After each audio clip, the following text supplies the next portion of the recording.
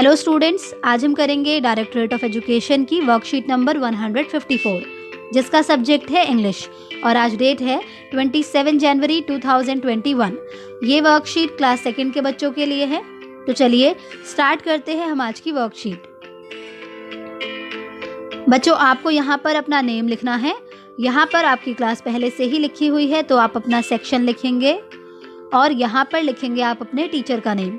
हमारी आज की वर्कशीट का topic unit 7 make it shorter story से लिया गया है। तो चलिए देखते हैं कि आज की वर्कशीट में हम क्या सीखने वाले हैं। So good morning students, good morning बच्चों। You must have enjoyed watching the Republic Day parade on TV. बच्चों, आपने रिपब्लिक डे परेड को टीवी में देखते हुए बहुत एंजॉय किया होगा। Meanwhile Priyanka and Chirag were wondering what could have happened after the mouse got frightened by the picture of a cat in the story The Mouse and the Pencil।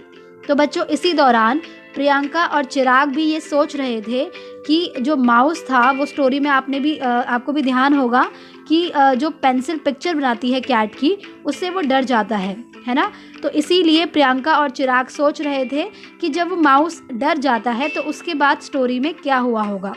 So Priyanka thought a lot. Priyanka ने बहुत ज़्यादा इसके बारे में सोचा and told चिराग, और चिराग से कहा that the mouse may have requested the pencil to help him escape from the cat. तो उसने पेंसिल से क्या कहा होगा, तो माउस ने शायद पेंसिल से ये कहा होगा कि वो उसकी हेल्प करे ताकि वो कैट से एस्केप का क्या मतलब होता है? एस्केप का मतलब होता है बच निकलना या फिर भाग जाना। तो वो कैट से बच सके, इसके लिए उसने पेंसिल से रिक्वेस्ट की होगी। The pencil told him that it would help the mouse only if he is able to tell the opposite of words given in the bold letters below। तो शायद पेंसिल ने उससे कहा होगा कि वो उसकी हेल्प करेगी अगर वो नीचे लिखे हुए कुछ जो वर्ड्स हैं जिन्हें कि बोल्ड लेटर्स में लिखा हुआ है, अगर वो उनके ऑपोजिट वर्ड बता देगा तो वो उसकी हेल्प करेगी। तो आइए देखते हैं कि कौन कौन से वर्ड्स हैं जिन्हें कि बोल्ड लेटर्स में लिखा हुआ है। Would you like to help the mouse? क्या आप माउस की हेल्प करना चाहेंगे? I am sure you would. मुझे लगता है आप ज़रूर करेंगे। So let us get started. तो चलिए स्टार्ट करते हैं। Read the pairs of sentences and fill in the blanks in the second sentence with the opposite of the word in bold letters।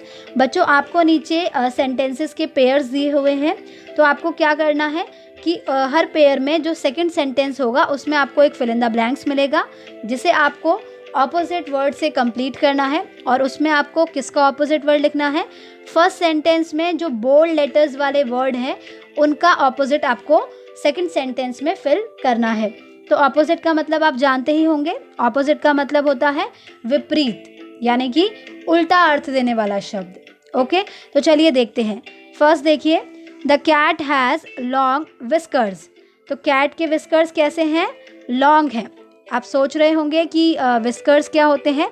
बच्चों, आपने बहुत सारे एनिमल्स के जो ये मुंह वाला, माउथ वाला जो पार्ट होता है उस पर आपने लॉन्ग हेयर देखे होंगे इस तरह से।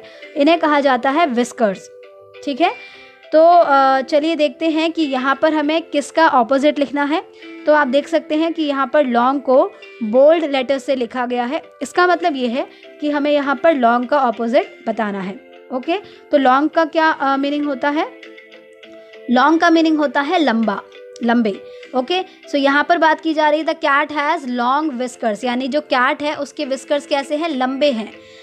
तो उसका ऑपोजिट हमने यहाँ लिखा है लॉन्ग की जगह शॉर्ट। शॉर्ट का मतलब होता है छोटा।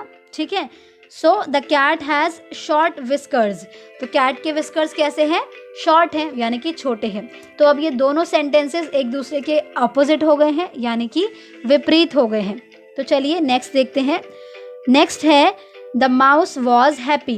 तो माउस कैसा था? हैप्पी था। तो आप देख सकते हैं कि यहाँ पर हैप्पी को बोल्ड लेटर्स में लिखा हुआ है। तो इसका मतलब ये है कि हमें सेकंड सेंटेंस में इसका ऑपोजिट बताना है। ठीक है, हैप्पी मीन्स खुश, तो खुश का ऑपोजिट क्या होगा? उदास, और इसे हम बोलते हैं इंग्लिश में सैड। तो ये सेंटेंस हो जाएगा the mouse was sad. Mouse कैसा था? सैड था, यानी कि उदास था। ओके, नेक्स्ट है the tree is big. The tree is big. तो ये पेड़ कैसा है, बिग है, बड़ा है, ठीक है। तो अब हमें यहाँ पर बिग का ऑपोजिट लिखना है, तो बिग मतलब बड़ा। इसी तरह से जो इसका ऑपोजिट होगा यानी कि इसका उल्टा अर्थ देने वाला शब्द होगा वो कौन सा होगा, बिल्कुल सही, बिग का होगा स्मॉल। क्या होगा, स्मॉल। तो हमारा नेक्स्ट सेंटेंस हो जाएगा दिस ट्री इज स्मॉल, यानी कि यह पेड़ छोटा है। ओके बच्चों, तो बिग का ऑपोजिट हो गया स्मॉल। नेक्स्ट है द टॉवल इज ड्राई। ये जो टॉवल है यानी तौलिया है ये कैसा है, ड्राई है, मतलब कि ड्राई का मतलब सूखा है, ठीक है। तो यहाँ पर अब हमें ड्राई का ऑपोजिट लिखना है क्योंकि इसे यहाँ पर बोल्ड लेटर में लिखा हुआ है। सो इसका ऑपोजिट क्या होगा, ड्राई मतलब सूखा, उसका ऑपोजिट हो जाएगा गीला, ठीक है। उसे इंग्लिश में हम कहते हैं वेट। क्या कहते हैं, वेट। तो हम यहाँ लिखेंगे द टॉवल इज वेट, यानी कि ये जो तौलिया है ये कैसा है, गीला है, वेट है। नेक्स्ट है पुश द कार्ट। तो यहाँ पर आप देख सकते हैं कि एक बच्चा क्या कर रहा है, कार्ट को पुश कर रहा है। पुश करने का मतलब धकेल रहा है, ठीक है। तो यहाँ पर हमें पुश का ऑपोजिट लिखना है। तो जैसे पुश का मतलब होता है धकेलना, वैसे ही उसका ऑपोजिट होता है खींचना। क्या होता है, खींचना। और उसे हम इंग्लिश में क्या बोलते हैं, उसे हम इंग्लिश में बोलते हैं पुल। क्या बोलते हैं बच्चों, पुल। ओके। हैप्पी का ऑपोजिट सैड, बिग का ऑपोजिट स्मॉल, ड्राई का ऑपोजिट वेट, पुश का ऑपोजिट पुल। अब आपको अपनी जो इंग्लिश की वर्कबुक है उसका पेज नंबर 75 करना है, तो इसे आप ज़रूर कीजिएगा। इसी के साथ आपकी आज की वर्कशीट कंप्लीट होती है।